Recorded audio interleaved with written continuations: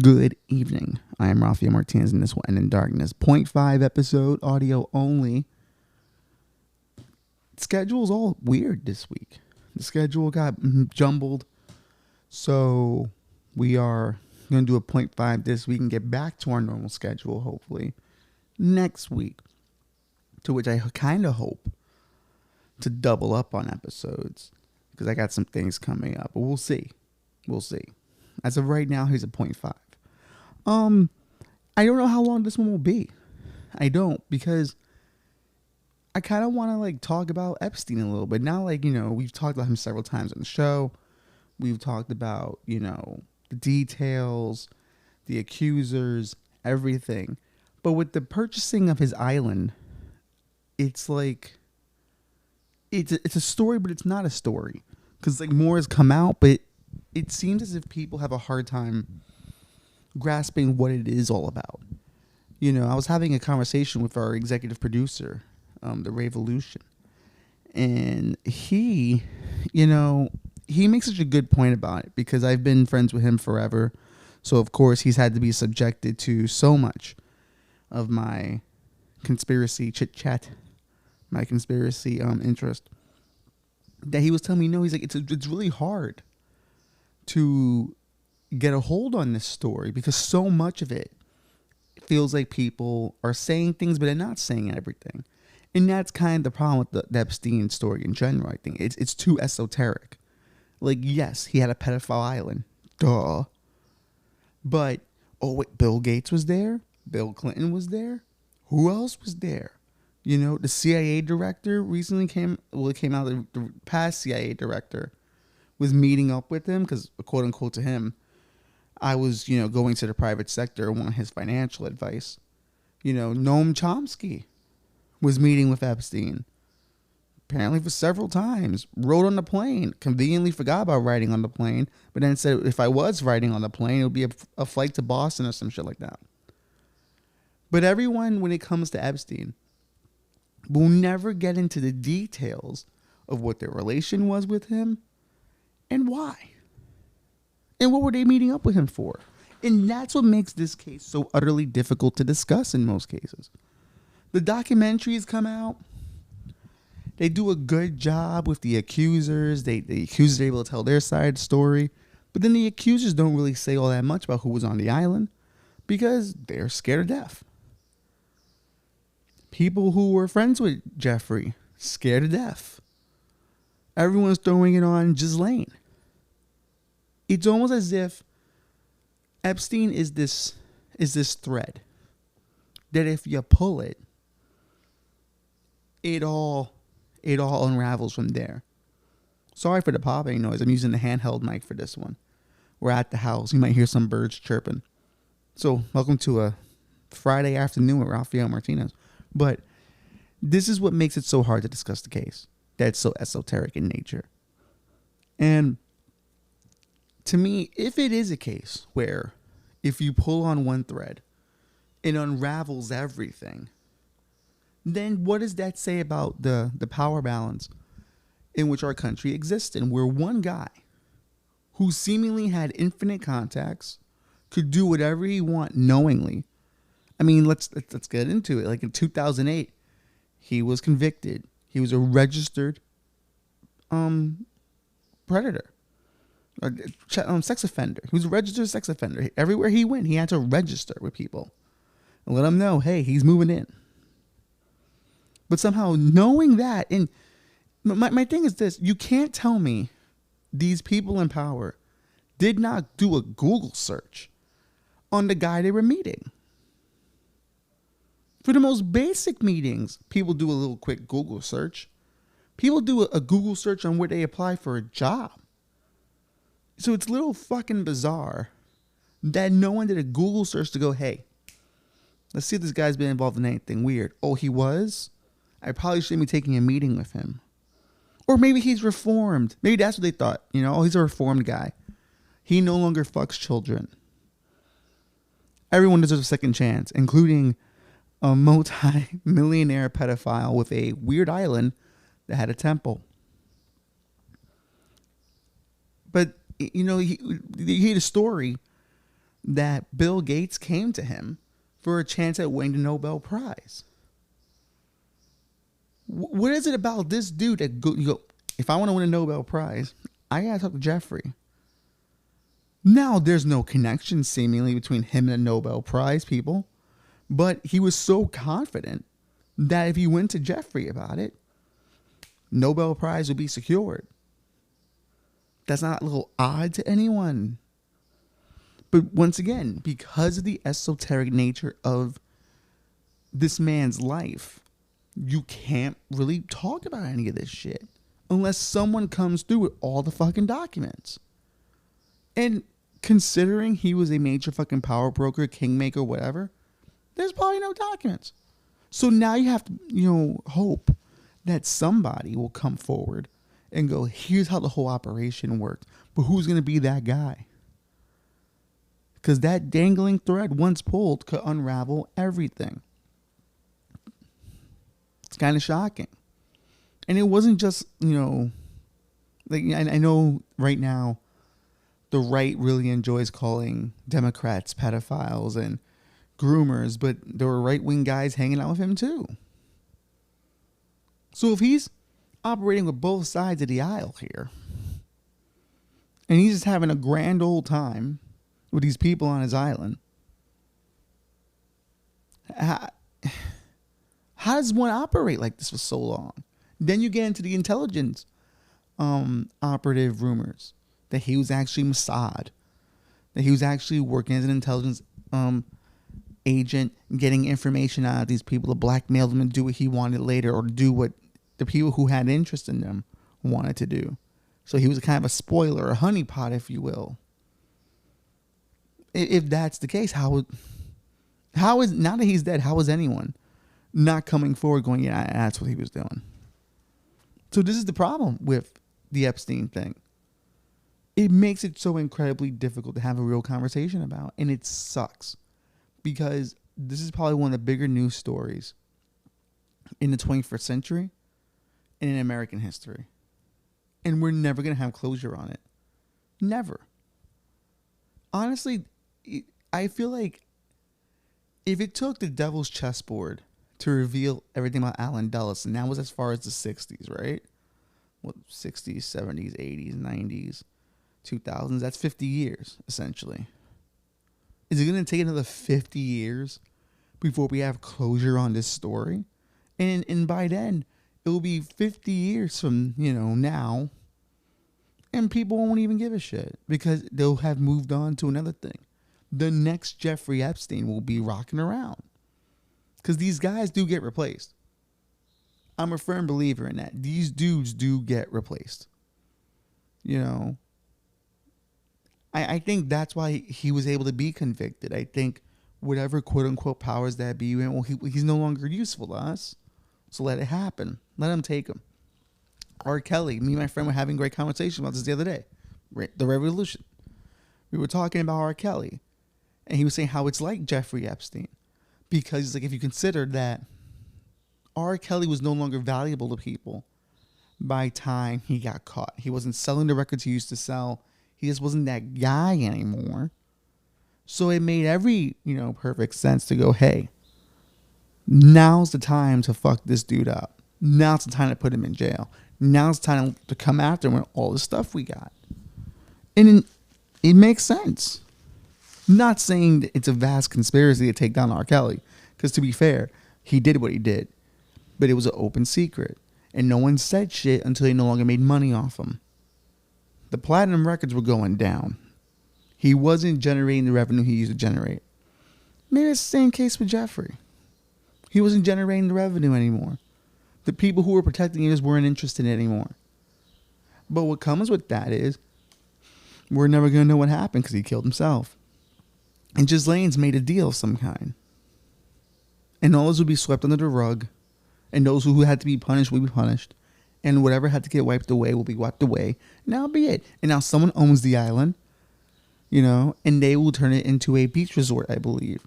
A 25-room beach resort. So, once again, the elites will be able to go there, but they won't have access to pedophilia anymore. Which will hurt some of their client base, I think. I think some people will not be happy to go to Pedophile Island only to find there are no children to be pedophiles with. So he better make it up front. Make sure up front in advertisements there will be no pedophilia here. Little St. James is different now. This is a brand new establishment under new management. And that, to me, is just kind of how life goes. You know, the farther you get away from history, the more it matters less and less. And the things that are deeply rooted in history that still affect us to this day almost get looked at as trivial facts, trivial moments to be, moved on from, to be forgotten about, even though they still are seemingly relevant today. There's a reason why money in politics is so fucking weird. And who these rich millionaires and billionaires are who operate outside the law and give money to your favorite politicians and nothing gets said about them. We talk about the Franklin scandal on here, which is the episode that might have gotten our last producer nixed. But we talk about the Franklin scandal, the Franklin Credit Union scandal. Here was a guy who was operating the Franklin Credit Union, and he was also a big Republican donor, and he was flying children to different Republican politicians, pedophiling. He got taken down eventually as well. Who replaces him? Jeffrey Epstein. Like, these guys don't go away. Evil never dies. It just takes a different shape, a different form. So that's what I constantly wonder about. Who will be the next guy stepping up? And when you say shit like this to people, they think you're a conspiracy nut. But when you just present them the history of it, it's almost too much for them to bear. I legitimately think the reason why this stuff doesn't get talked about is because there's no way the world can be this evil to some people. There's no way that this kind of evilness can exist. But as I'm coming to learn, there at a certain level, there is no morality, just interest. And that is a frightening thing to be aware of now. Frightening thing to be aware of. Because then you start asking the question of, is it all been interest at the beginning? Have we never done things because they were the right thing to do? We did it because they were of interest to people in power, people with money. So they said, fuck it, let's do it. Like, you look at civil rights, right? Civil rights is an honorable thing, a beautiful thing. We had a hell of a movement here. We shouldn't have had to have one in the first place. If you consider the Constitution says all men are created equal, but that's a debate for a different day. But we had it. But then you start to ask the question, well, was that movement allowed to succeed because the people who were in power went, you know what, it would be in our best interest to give them the right to vote and to make things equal and to do things like affirmative action. Like, was there a power play there to be made? And that's the frightening part, to think about. You think about the war in Iraq and all that. 9/11 had just barely happened. We had just barely gotten into Afghanistan. Now it's like, hey, we're going to Iraq. Well, it has something to do with 9/11? No. But we should. Evil's out there. We got to go stop them. It was oil interest. Halliburton interest. When you start to become more and more aware that there is no morality, only interest, you now have to start looking at the people you support and look at them and going, they really kind of don't give a shit. I don't think Joe Biden gives a shit. I think there are interests that he has, that he's aligned with, that suit him. Same thing with Donald Trump. I don't think he's a good guy. I don't think he's a bad guy. He's a man of interest. Whatever suits him in the moment, that's where he is. That's what politicians are. This is the system is built on. The founding fathers, I don't think, were doing it for moral reasons. That's something I'm hoping we can get more into this summer. I kind of want to talk about the American Revolution over a span of a few weeks. Like these little half-hour lessons I want to do. We'll see what that happens. He's the beautiful about the point 5 episode. We really go behind the scenes on the point 5. But to me, that was an interest. They no longer wanted to pay taxes to a king. So they said, fuck it, we'll start our own country. Why pay him? Why can't people pay us? We'll start our own country. That's kind of the essentialness of interest, really. The base of interest. And it's a shame, but at the same time, at least for me, looking at things through a optimistic nihilist perspective, it's kind of relaxing. It's kind of comforting, knowing that inevitably there is no morality. Morality is a very subjective thing for the individual. What I view good as is not someone else's good, and vice versa with evil. Now, when you tell people, that's a very frightening concept, because to them, they live by a hardcore set of laws. Like, well, there inevitably has to be good. Objectively, there has to be good. But does the universe take sides? I don't think so. As we said, last week, the universe could die. Our galaxy could die, and the universe wouldn't even feel it. So is it good or bad? It's all about interest. Interest of the group. Your own existence, your own survival. That's the game these guys are playing when they're in these power circles. Millions of dollars are being spent. Millions of votes are at stake. Like, it's insanity. And I do think there's a level that you can get to being too rich where your mind just breaks. And that's why I don't think it's Illuminati. I don't think it's a ring. A child ring. I just think when you get to a certain amount of money where you realize there's nothing you'll ever have to worry about. You are free to do as you please with all the money you have. Laws are meaningless to you. There are no lines. You cut right through them. You have a mental break because no one stops you anymore. So you become more of this lizard brain, beastly glutton.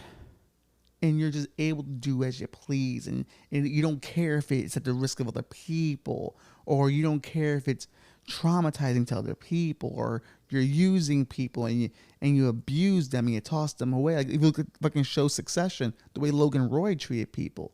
He had reached a place where he had enough money where he can just do that shit.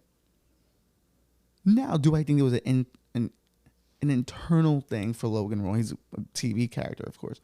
Do I think there's an internal logic of trying to make his children tough? Maybe. But the way he treats people outside of it is just dismissive.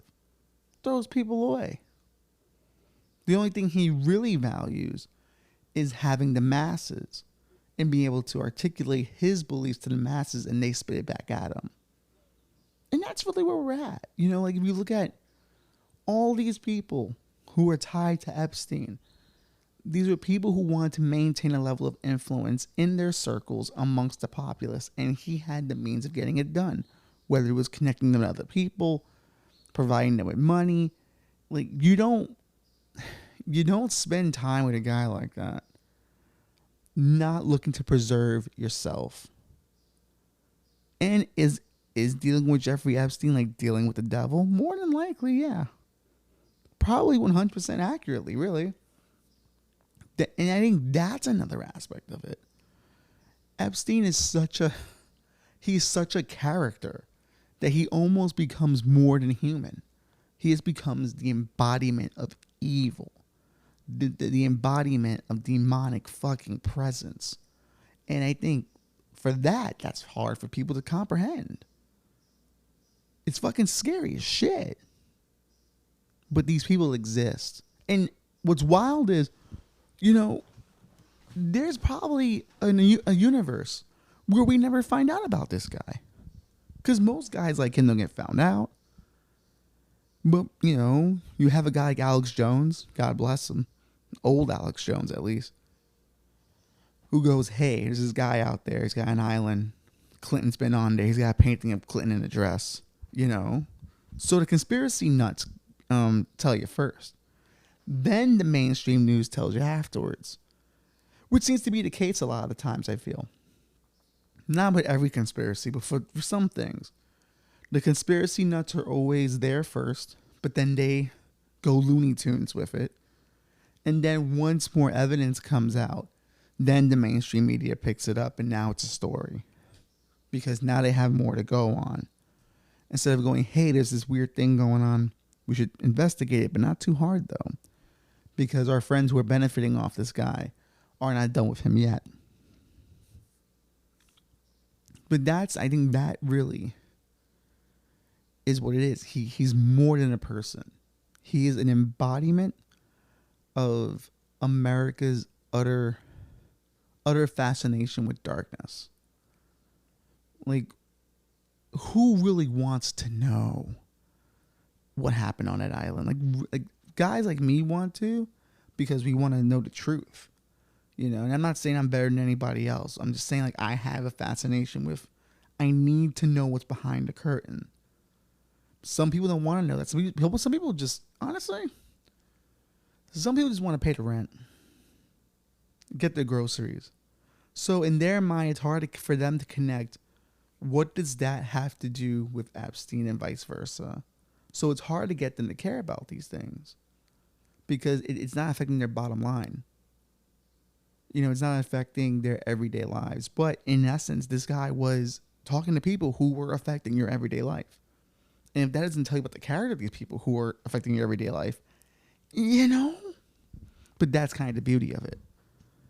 That's kind of the real beauty of a story like this. Because if you are someone who's tied to him, you kind of don't have to worry. Because they're never going to come after you. The next thing will happen. You know, Ron DeSantis will do something stupid, and then we'll all move on to that. Trump will say something dumb, we'll all move on to that. Biden will forget where he is again, and we'll all move on to that. It's kind of beautiful. You know, if anything, I don't think Jeffrey should have killed himself, to be honest with you. I don't know what he was worried about. Yeah, he would have gone to jail, but I guarantee you he still would have been able to run his empire from in jail. That's how it happens for guys like that. You know, I think, listen, I will admit I am on the camp of I don't think Epstein killed himself. All full disclosure, I don't think he did. So, operating from that premise, those who did want him gone, I think overestimated society's understanding of what was actually going on. And I think that's something a lot of elites do. I think because they are highly aware of what's really going on or the quote unquote truth and how these systems work. They almost rat themselves out by going to these hyper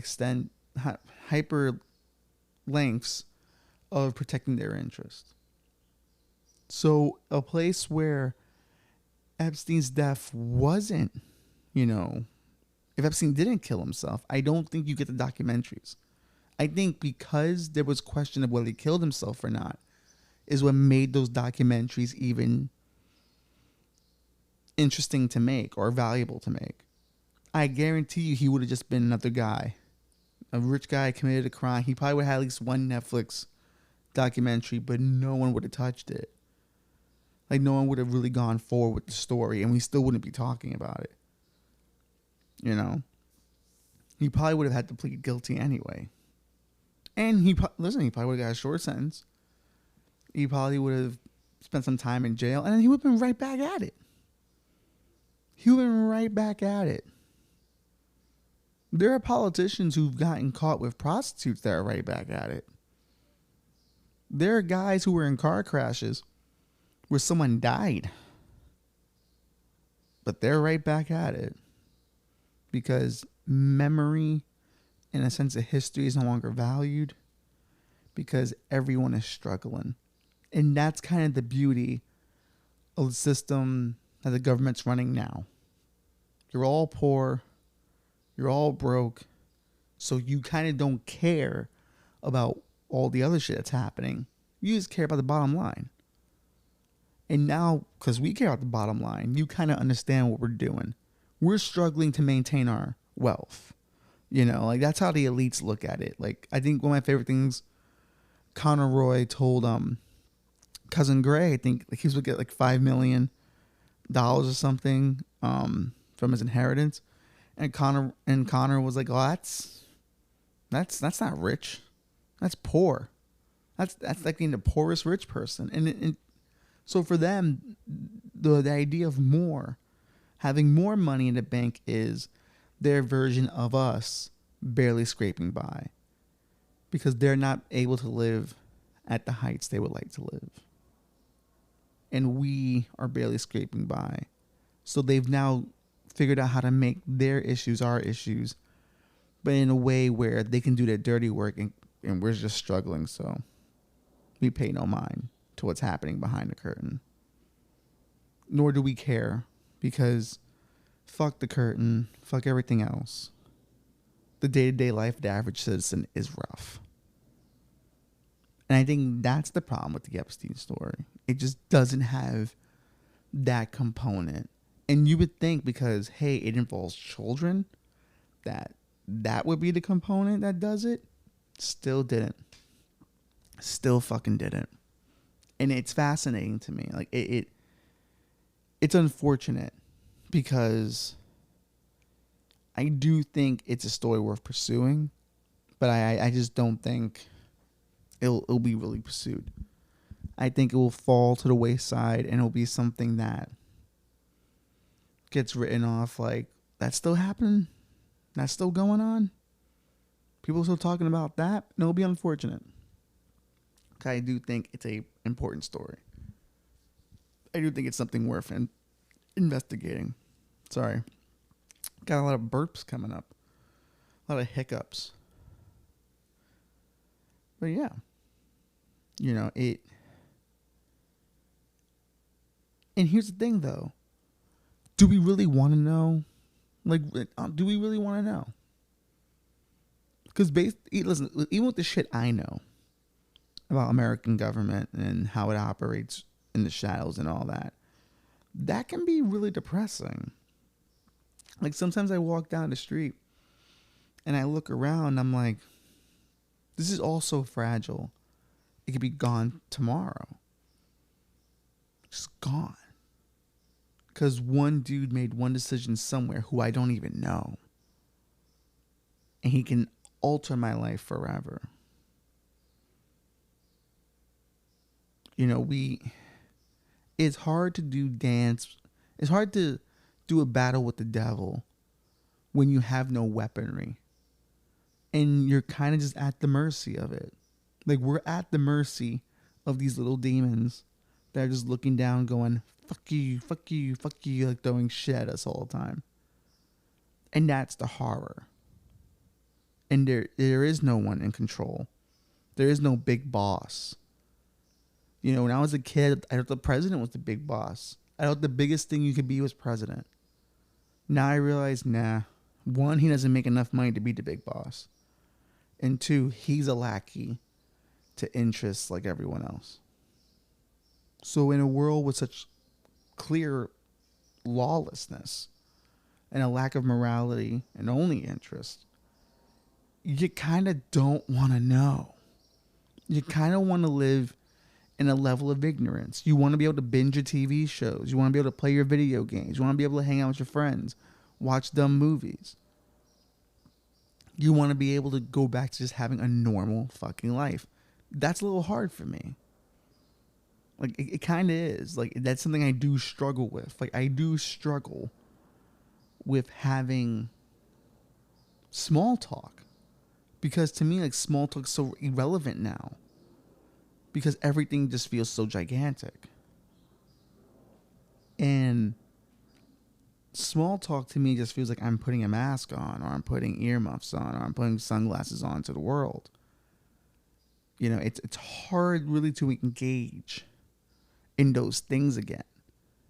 And to be fair, it's something I'm going to have to do. Like, you cannot live your entire life thinking about this shit. You can't. And it's where a lot of my humor comes from. And people, talk about, how I'm irreverent, and how, like, yo, you just go there. I'm like, yeah, because there's no fearlessness. There's no governor in charge. There's no one in charge. What is the worst that could happen from me doing my podcast? Certain groups don't talk to me. I'm unhireable in certain places. I'll find a place. Believe me, I'll find a place. We all find our place in this world. But it's like, how can there be a level of fear when there is no governor? As long as you don't break the law, do what you want. Because there is no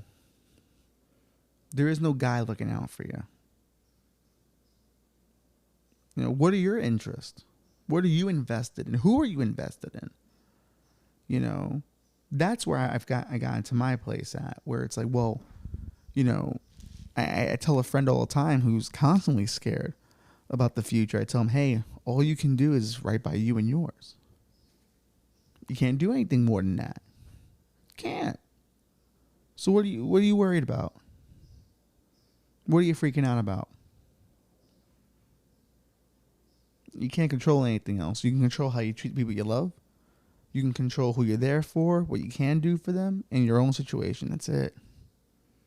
That's it. I saw the movie Beau is Afraid, and the first 20 minutes are like some of my favorite 20 minutes in a movie ever. He lives like in a hyper-lies New York where it's just madness outside his door. And it's such an accurate way. There's construction going on outside. But it's such an accurate depiction of what it feels like to be in New York. It's Ari Aster at its best, in my opinion. Though I understand why people don't like the movie, because the other 2/3 of it's a bit rough. But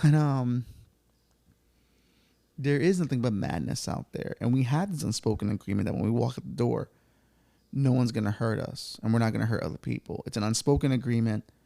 It's an agreement that's held up until it's not, So to me, things now feel like there are no firm footing.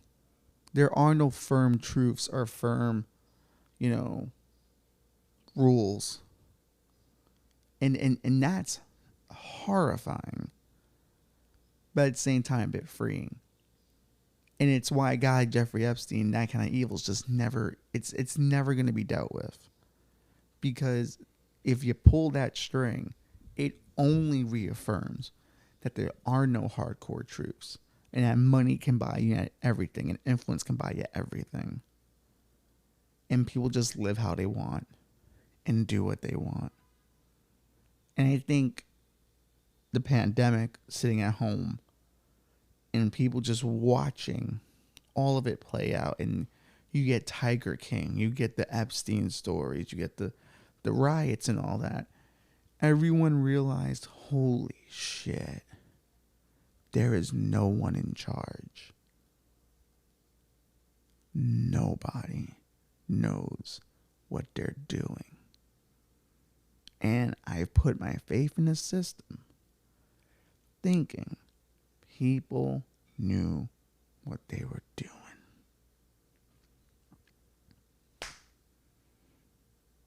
What a mind fuck. What a mind fuck. But I guess the optimistic nihilist in me goes, well, if no one's in charge, well, have fun.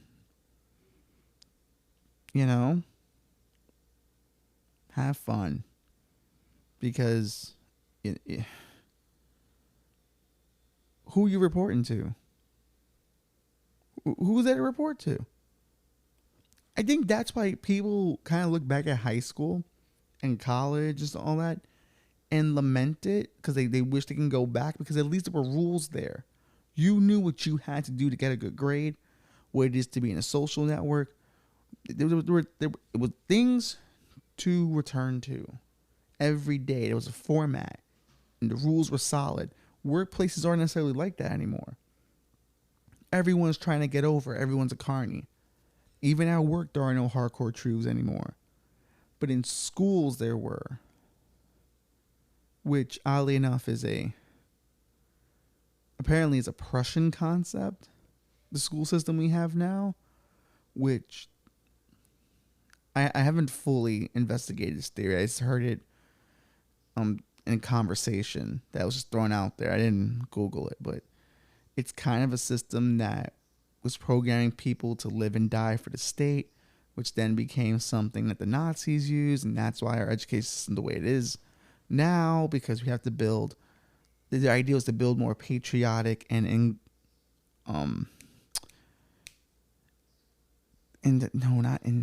not integrated, but like indoctrinated people into the system of what America is, what it represents, what your role in America is. So hence we have that system now.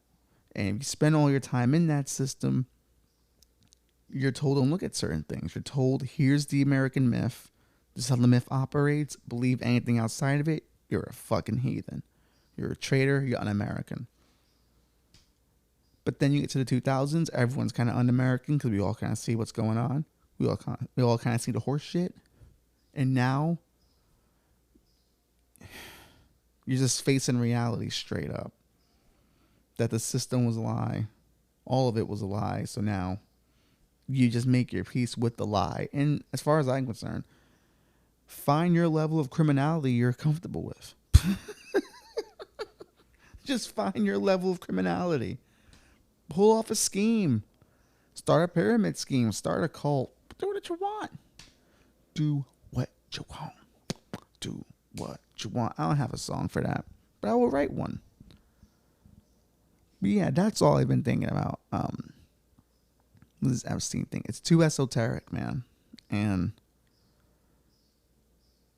like even with this like 0.5 episode, like what have I really said about him that all we can do is insinuate? Cause there's no fucking hardcore truths. I'll tell you what I believe. I believe he was fucking, blackmailing these people. I believe some of these people were engaging in fucking around with young women. Not gonna come out though. Cause if you do, then you gotta go after everyone. And if you go after everyone, well, power vacuum. You know what happens in power vacuums? Tyrants. And that's kind of what I think it is. I think you have to allow for a level of criminality to keep the power vacuum at bay. Because once there is a power vacuum, it gets a lot worse. So I guess the moral of the story is, it could always be worse. But then again, I think we all know how this one is going to end.